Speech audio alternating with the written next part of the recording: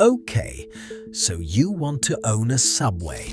And unlike most of the businesses we cover on this channel, here is the good news: you actually can. There is no 1,000-person waitlist like Chick-fil-A, no billionaire family refusing to sell like In-N-Out. Subway will take almost anyone. The franchise fee is $15,000, and the all-in cost to open a location runs somewhere between $150,000 and $300,000, one of the cheapest entry points of any major franchise in America. Here is the strange part. Over the last 10 years, Subway has closed more than 8,000 of its US stores. 8,000. In 2025 alone, it shut down 729 locations in America, and that was an improvement over the year before. And during that exact same period, while the chain was collapsing, Subway's corporate profit did not fall, it exploded. In 2023, Subway reported net income of $15 million. In 2025, it reported $688 million. The company made 45 times more profit while losing thousands of stores. If you ever wondered how the largest fast food chain in the world by location count quietly lost a third of its American footprint, why the people who own these franchises keep going bankrupt while the parent company posts record profits, and why a private equity firm paid $9.6 billion for a business that is, by every store count metric, dying, here is how this business actually works. The first thing you need to understand is that Subway is not really a sandwich company. It is a royalty extraction machine that happens to sell sandwiches, and the machine works best when the franchisees are losing. Let's go back to the beginning, because the origin story explains the entire collapse. In 1965, a 17-year-old named Fred DeLuca wanted to pay for college. A family friend, a nuclear physicist named Dr. Peter Buck, offered him $1,000 and suggested he open a sandwich shop. They opened the first one in Bridgeport, Connecticut. They called it Pete's Super Submarines. It eventually became Subway. DeLuca's insight wasn't the sandwiches, it was the franchise model. He realized the fastest way to grow was not to build restaurants himself, but to sell other people the right to build them. And Subway's franchise terms were aggressive in a very specific way. Low entry cost meant almost anyone could afford to open one. And a royalty structure took 8% of gross sales, plus another 4.5% for advertising, making 12.5% of every dollar that came through the register before the franchisee paid for a single loaf of bread. For comparison, McDonald's takes a 4% royalty. Subway takes double. This model made Subway grow faster than any restaurant chain in history.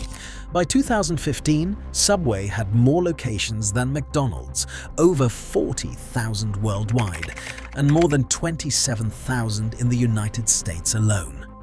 There was a Subway in every strip mall, every gas station, every Walmart, every airport. The strategy was total ubiquity. Be everywhere. Capture every hungry person within 100 feet. And that strategy contained the seed of its own destruction. Because here's what happens when you put a Subway on every corner.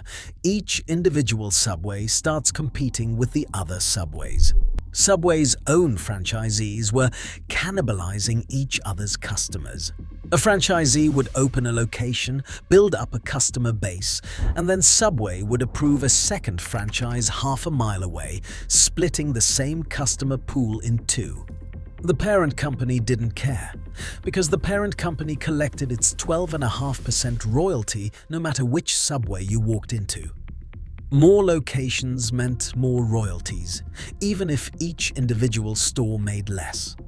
This is the central conflict in the Subway business model, and it never got resolved. The parent company makes money on total system sales. The franchisee makes money on their individual store. Those two interests are fundamentally opposed, and the parent company holds all the power. Now look at the actual economics from the franchisee's seat. The average Subway location in the United States generates roughly $500,000 in annual revenue. That sounds fine until you compare it. Jersey Mike's, a direct competitor, averages $1.3 million per location. Jimmy John's averages just under $1 million. Subway's average unit does less than half the business of its closest competitors.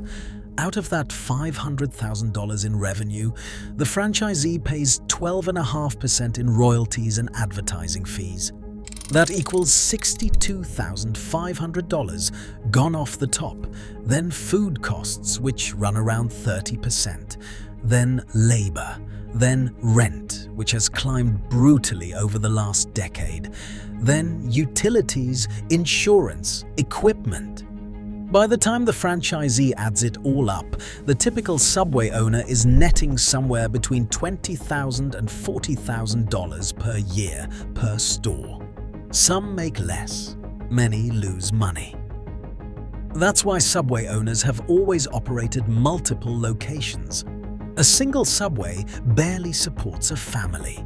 You need 3, 5, 10 of them to make real money, which means you're now managing dozens of low-wage employees across multiple strip malls for a combined income that a single Chick-fil-A operator earns from one restaurant. And then the math got worse. Rent went up, labor costs went up, food inflation hit, and Subway's revenue per store, already the lowest among major sandwich chains, could not absorb it. Franchisees started closing. The 2016 peak of 27,000 US stores began its long slide. 8,000 closures later, Subway is down to under 19,000 US locations and still falling. So here is the part that breaks people's brains.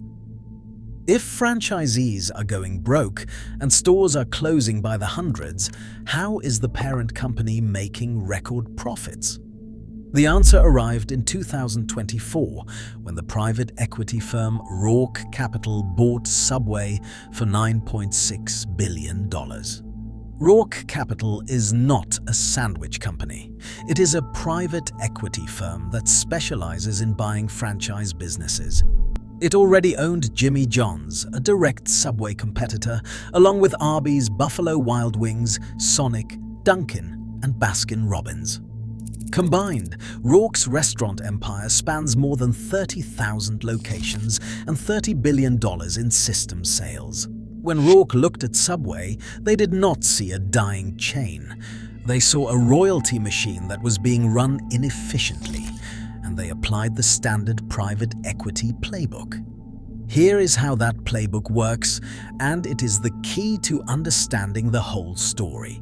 Subway's profit does not primarily come from selling sandwiches, it comes from collecting royalties on franchisee sales. The franchisees take all the operational risk. They sign the leases, hire the staff, buy the food, and eat the losses. The parent company just collects its 12.5% and pays for corporate overhead. So to increase the parent company's profit, you do not need the franchisees to do better. You need to cut corporate costs and shed the franchisees who are not generating enough royalties to be worth supporting. In 2025, Subway's total franchise revenue actually fell by over 6%, down to $767 million, because franchisee royalties were declining as stores closed. But net income still rose to $688 million. The profit increase did not come from more sales, it came from slashing operating expenses. Roark cut corporate costs faster than royalties were falling. The chain got smaller and more profitable at the same time for the owners, not the operators. This is why Roark forced through a remodel mandate. Franchisees were sent letters demanding they spend tens of thousands of dollars renovating their stores to a new design standard, with a 60-day deadline and the threat of termination if they didn't comply. Many franchisees, already barely breaking even, simply couldn't afford it. Some closed, some are suing. From Roark's perspective, this isn't a bug, it's a filter. The franchisees who can't afford to remodel are the marginal ones generating the least royalty. Forcing them out and keeping only the strongest locations raises the average performance of the remaining system. The chain shrinks. The profit per remaining store rises. The private equity owners win. And then there was the meal deal. In November 2024, Subway launched a $6.99 foot-long promotion on National Sandwich Day. It was designed by corporate to drive traffic. The problem was that franchisees couldn't make money selling a footlong for $6.99. The food and labor cost more than the sale price in many markets. The promotion was so unprofitable for the operators that it was pulled within weeks. It was a perfect illustration of the core conflict. Corporate wanted system-wide volume. Franchisees needed per-unit profit. The two could not be reconciled, and the franchisees absorbed the loss. Meanwhile, the competition kept winning.